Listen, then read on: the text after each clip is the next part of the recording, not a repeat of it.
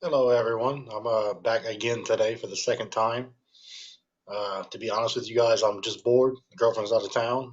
I'm off on the weekend, so figured I'd do a little special week seven summary and week seven week. Nah, let me back up on that. Week six summary and week seven breakdown of the games we have coming up. We're gonna let's see here. We'll start with the Falcons Saints game. I'm gonna just go down the list on Daddy Leagues and I don't know what order the games are in, but they're in an order. Uh, Okay, Falcons Saints. Saints won that game 54-38. Uh, the Saints. Let's see here.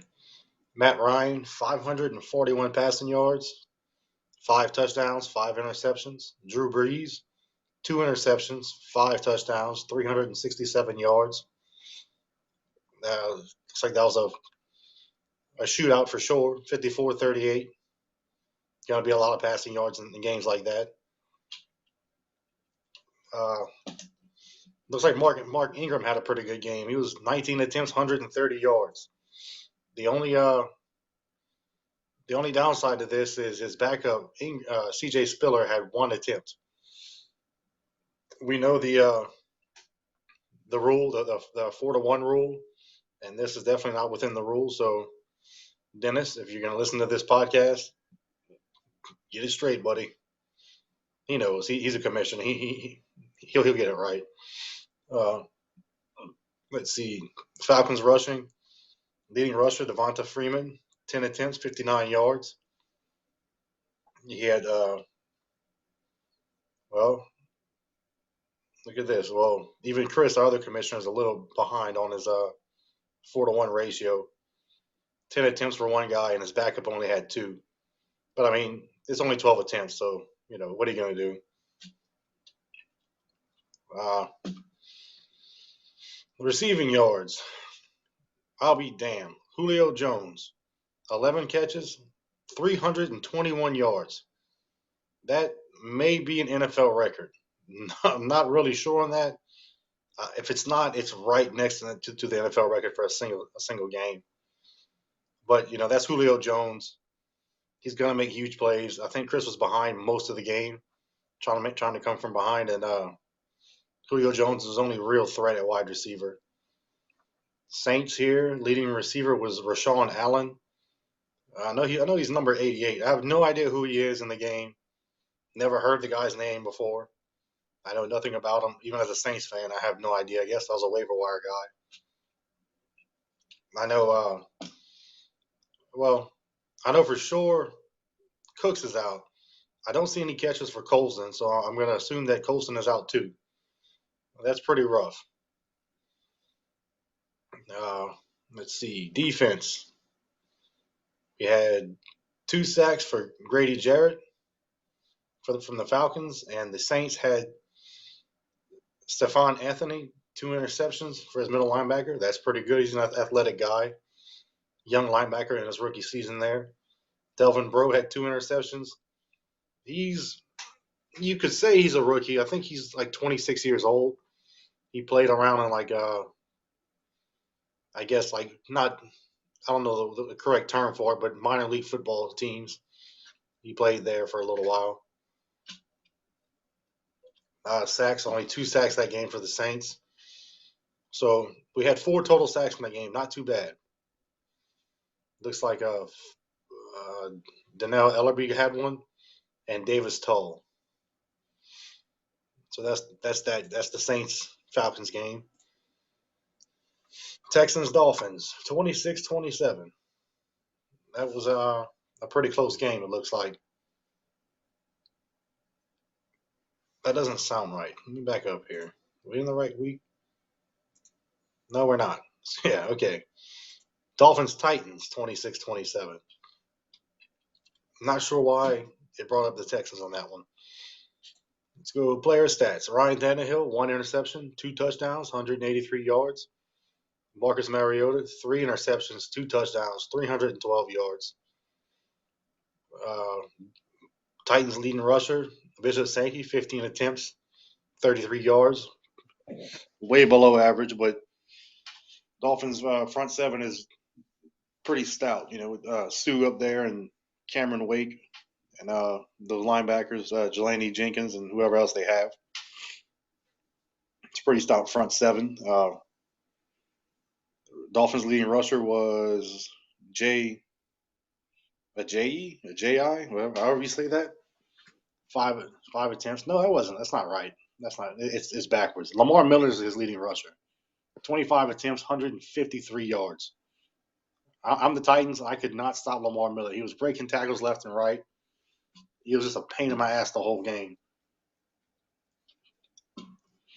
Leading receivers.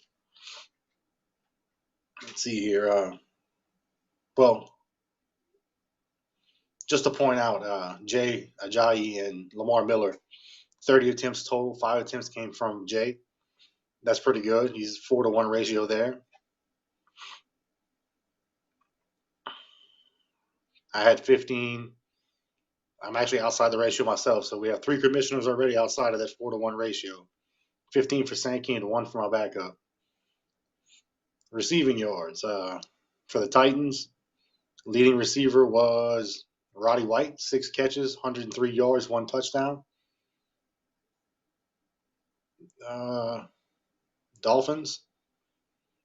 Looks like Jordan Cameron, 5 catches, 64 yards, with Jarvis Landry right there at 5 catches, 55 yards. Defense. And Ndamukong Suh, 2 sacks. Jelani Jenkins, 2 sacks. Titans, Al Woods, 1 sack. Jarrell Casey, 1 sack. Brian Arakpo, 1 sack. And Rashid Hageman, I guess you say it, 2 sacks. So that game had a lot of sacks, it looks like. 1, 2, 3, 4, 5, 6, 7, 8, 9, 10 sacks total in that game. We were both under tremendous pressure the entire time. It seemed like as soon as I would drop back, I had a guy in my face.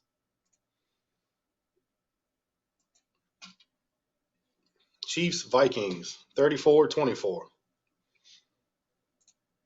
Teddy Bridgewater, 2 touchdowns, 2 interceptions, 214 yards. Alex Smith, 2 touchdowns, 2 interceptions, 353 yards. Jamal Charles was his leading rusher, 16 attempts, 24 yards. I guess the Vikings front seven is pretty good too. Vikings leading rusher, Latavius Murray, 28 attempts, 77 yards. Receiving for the Chiefs, let's see here. Chris Conley, 5 receptions, 89 yards. For the Vikings, Mike Wallace, 6 catches, 66 yards. So that game, we didn't have any wide receivers do anything great. I think it was a pretty solid game all around. Nothing crazy, not like a Julio Jones score or stat line. Sacks for the Chiefs, 0 sacks. Sacks for the Vikings, Linval Joseph, 1 sack. Anthony Barr, 3 sacks. So 4 sacks total. Nothing wrong with that. 4 sacks in that one. We're going to go to our next one. Chargers, Packers. Packers won 52-24. I believe that was a CPU game, though. Chargers were CPU. Packers were user control. Phillip Rivers, two touchdowns, 2 interceptions, 272 yards. Aaron Rodgers, 5 touchdowns, 0 interceptions, 368 yards. Good job protecting the ball there. Ben Tate led the Packers in rushing, 29 attempts, 80 yards. Eddie Lacy had 14 attempts, 56 yards. That's real good distribution between your starter and your backup there, buddy. We're not going to break down the rest of the Charger stats. That doesn't really tell the game there. Leading receiver for the Packers, Devontae Adams, 16 catches, 189 yards. That's a lot of catches for, I believe he's a rookie. So I guess he's coming along nicely for him. Sacks in that game. 1 sack for Mike Neal, 1 sack for Josh Boyd for the Packers. Looks like Chargers defense had 1 sack total. So 3 sacks that game, not bad. I thought sacks would be a lot worse so far, and looks like they're in pretty good position. Let's go to the Steelers Cardinals. Steelers won that game 15-7. The Cardinals, Matt Barkley, with Carson Palmer out, had 5 interceptions, 1 touchdown, 236 yards. Rough day for Matt Barkley. Steelers started with Mike Vick, 3 interceptions, 0 touchdowns, 125 yards. Ended up benching him in favor of Landry Jones, 0 touchdowns, 0 interceptions, 90 yards.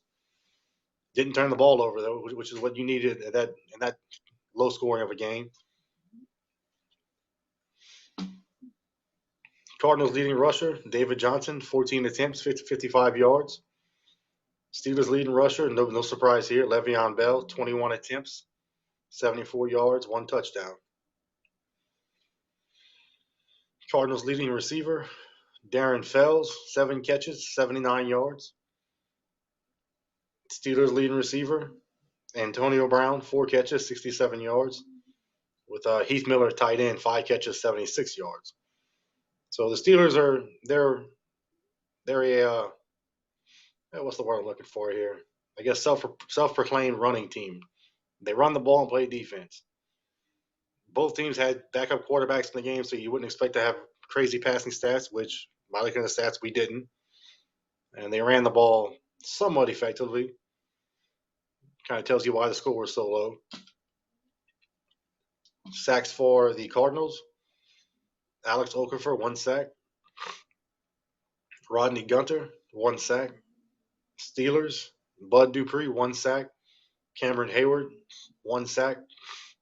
Who's actually the son of an old Saints fullback / halfback Ironhead, Craig Ironhead Hayward, from back in the 90s, for those of you who are old enough to remember that. Next game. Well, we're not going to do this one. This is Browns Broncos. This was a simmed game between 2 players. Redskins Jets, another game that was Jets played against the CPU. We'll skip that one. And this is one we can look at. Seahawks Panthers. Seahawks won 27-17. That's a huge win for the Seahawks. That's a game that could have gone either way, and it looks like it went the way of the Seahawks for sure. Russell Wilson was 131 yards, 2 touchdowns, 1 interception. Good job protecting the ball. Cam Newton, 5 interceptions, 2 touchdowns, 228 yards. Running the ball, Tevin Coleman. Man, you guys commissioners are horrible at this running back ratio here. Only Tevin Coleman had carries that game. None for the backups. For the Seahawks, Marshawn Lynch, 26 attempts, 121 yards.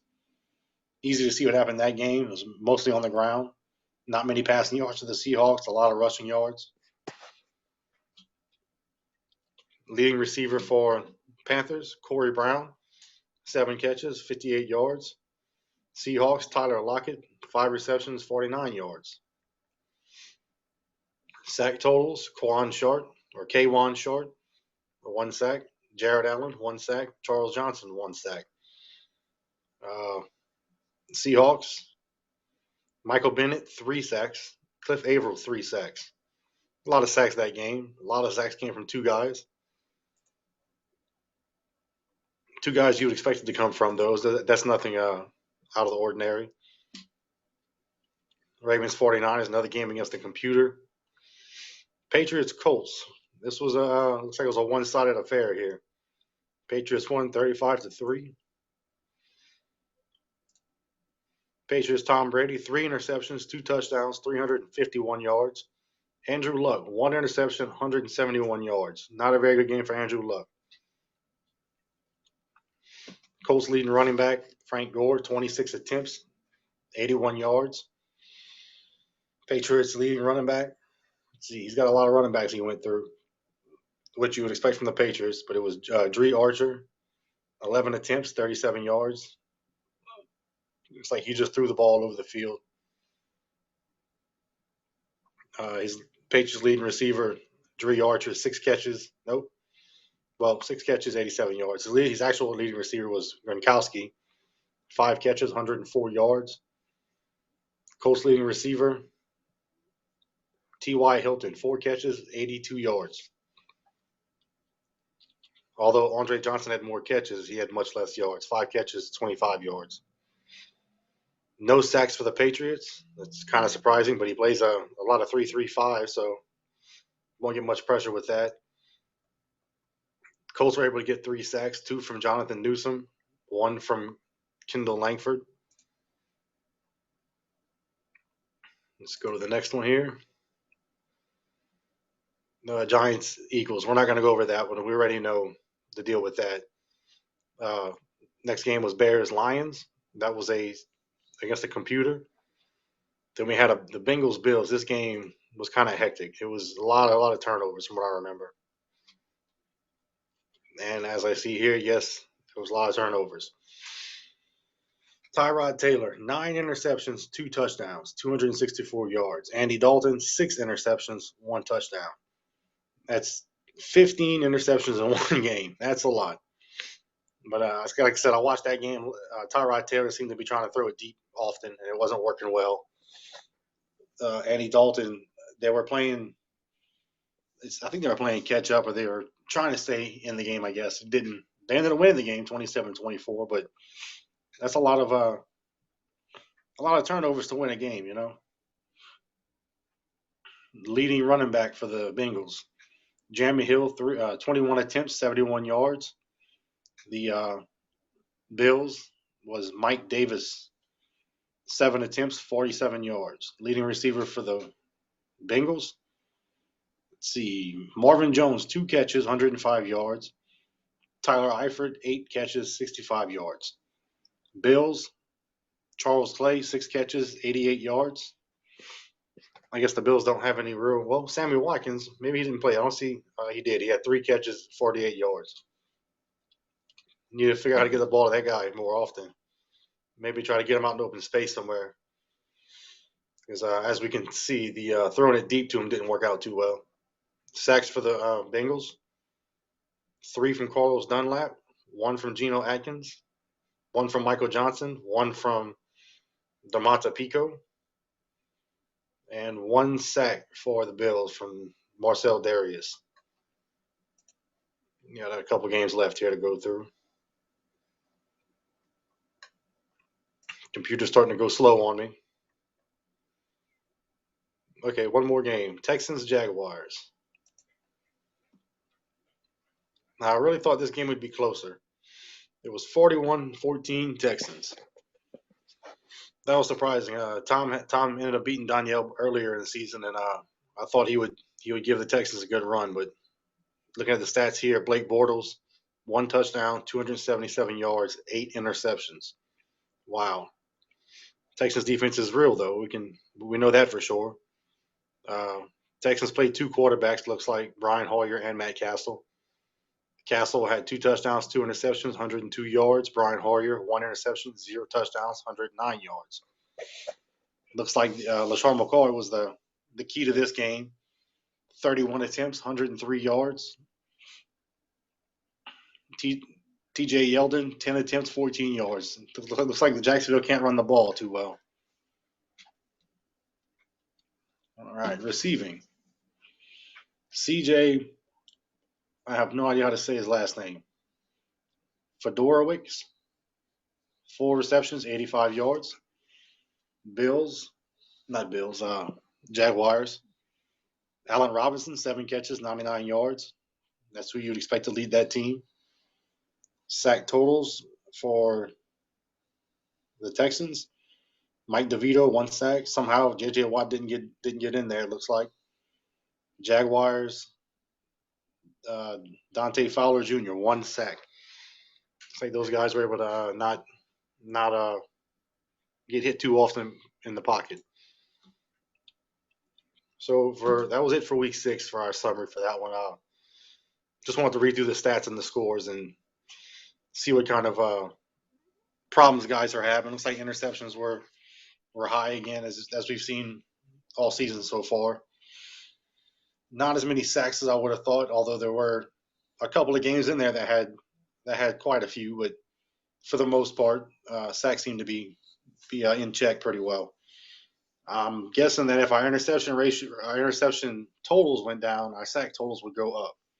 It's like guys are trying to throw the ball out there and just trying to force it instead of taking a sack, and we're getting a lot of picks.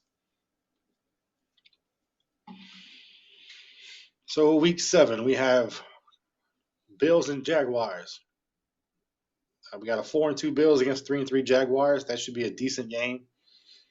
Uh, if I had to make a pick on this, I'm going to take the Jaguars only because of the last game. From what I saw from the Bills, all those interceptions, 9 interceptions. I don't know if that's a one game fluke or if that's going to be an all season occurrence that we're going to see with him. But I think we'll find out this game if that's going to be the story. Next game is Texans Dolphins. That should be a good game. Texans are pretty hot right now.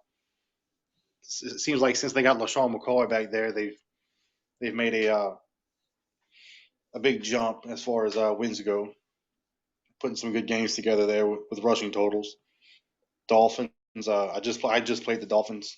He passes the ball pretty well, runs the ball extremely well with Lamar Miller. So I think we're gonna see two running teams go head to head here. It should be a good defensive battle. Two good front sevens, two good running backs. Should be a good old school football game. Steelers Chiefs. That's my personal pick for game of the week. Uh, I'm gonna make a pick on this one. I'm gonna go with the home team Chiefs. Even though I don't feel great about it, I just think the Chiefs defense is playing lights out right now, and I think he's gonna.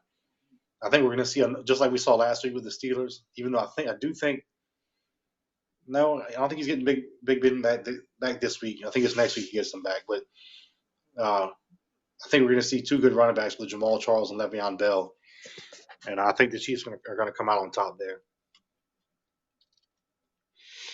The 4-2 Seahawks against the 0-6 49ers. I know absolutely nothing about the 49ers owner, so I'm gonna go with just off of record here and what I know from the Seahawks, and I think the Seahawks are going to take that game. They have the better overall team. They still have Marshawn Lynch since he's not retiring in the league. I think I think he's gonna have a big game against that 49ers defense after Patrick Willis retired last season, and defense just it's just not what it was the last couple of years. Saints Colts. You got 2-4 Saints and 1-5 Colts. I'm gonna take. Uh, you know what? I'm gonna take the Colts here. I guess it's sort of an upset because they have a worse record than the Saints, but I think with the Saints defense playing so bad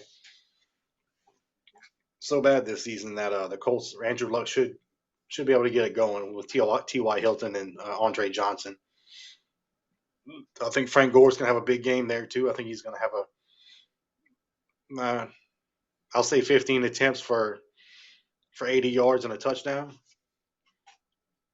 Not the biggest game, but it should be respectable. We have Cardinals Ravens. I'm going to take the Cardinals in that one. Both teams are 4-2, but Cardinals are at home and their defense is playing very, very well right now. I think from last game he had 3 or 4 turnovers in the red zone. I think he's gonna fix those mistakes and at the least get field goals there, and I think he'll take it. He'll take that game, and final score should be around 17 to 13, maybe. Raiders Chargers. Raiders are hot at 5-0. Chargers are 1-5, but as you know, we haven't had a Chargers owner, so we know nothing about the new Chargers guy. Don't know how he's going to play. I know he's friends with the Redskins guy, but he's the Redskins guy is decent, so I'm going to go with the Raiders anyway. Patriots Jets. You have to take the Patriots 5-0 against the 2-3 Jets. Don't know a whole lot about the Jets either with Pete controlling that team, but uh, until somebody takes the Patriots down, I'm going to take the Patriots week in and week out. Now, Titans Falcons. That's me and Chris, Commissioner Chris. 3-2 Titans and 4-2 Falcons. Titans are the home team. I'm actually going to take the Falcons here. You would think I would take myself with out of confidence, but I know Julio Jones, and I saw what he did last game. I know how bad my pass defense is, so I think Julio Jones is gonna go off again, and it's gonna be a high scoring game for him, stats wise. Panthers Eagles. I'm gonna go with the Panthers here. I think Danielle at 3-2 against the 0-6 Eagles, who finally have an owner. I think the Eagles are going to struggle against the Panthers defense, and I really think Cam's going to have a decent game here. Cowboys Giants. I would take the Cowboys if Brent's going to play this game. If Brett's not going to play this game, obviously you have to take the Giants. Buccaneers Redskins. The Buccaneers at 1-4. Redskins at 1-5. I'd like to see Webhead Daniel get a win here, but after playing the Redskins in that test game, I'm going to go with the Redskins here. I think it's going to be a lot of turnovers for both teams because Redskins haven't played with these sliders yet, and Daniel has had turnover issues in the past. So I'm going to take the Redskins here. Browns Rams. This is another game. I don't know if Infamous Fridge is going to make the game or not. He's still busy with some stuff, so he may not make it. It might be a Rams against the computer game. I would probably take the Rams either way, though. I think Quick Draw can take that game. Last game, Vikings Lions. Vikings 5-0, Lions 1-5. I'm gonna take the Vikings. Their record's just too good. Their defense is playing too good right now. They have Latavius Murray. I don't see them losing that game. So that's gonna be it for the Week 7 breakdown of teams we have playing. I could go through the stats and the rankings for both teams, but that would take too long. I don't want to sit here and do another hour and a half podcast. So I figured I'd just give you my picks on each game and my brief thoughts on the games. And pretty soon we'll be in Week 8 before we know it. We're gonna as soon as Week 8's done, Chris and I are gonna try to knock out a podcast and break down our stats for this overall season so far. I want to say again, I know I posted in the chat. I said it in a couple of podcasts before. If you have a chance, get into the test league, test out the sliders. I think the sliders in that league, you guys would enjoy it more from a purely fun standpoint. I think those sliders they wouldn't be as frustrating. We still have some punting. Actually we have more punting than we have interceptions, and that's what I'd want to see. So if you can get in the test league, run a game or two, find an opponent, do it against the computer if you have to. Just knock some games out because I don't want to have a poll on the sliders just yet. If we have only had 4 or 5 guys test them, I'd prefer if we had at least 20 guys test the sliders before we actually had a vote on that. So that's going to be it for this podcast. A little quick overall summary of weeks 6 and 7, and just another reminder to go ahead and try to get in the test league and play a game there. Kind of point out that we're more than a few of us aren't following the 4-to-1 running back ratio rule, so watch out for that in week 7, guys. And other than that, good luck this week. I hope no one gets injured, and good luck to all of you.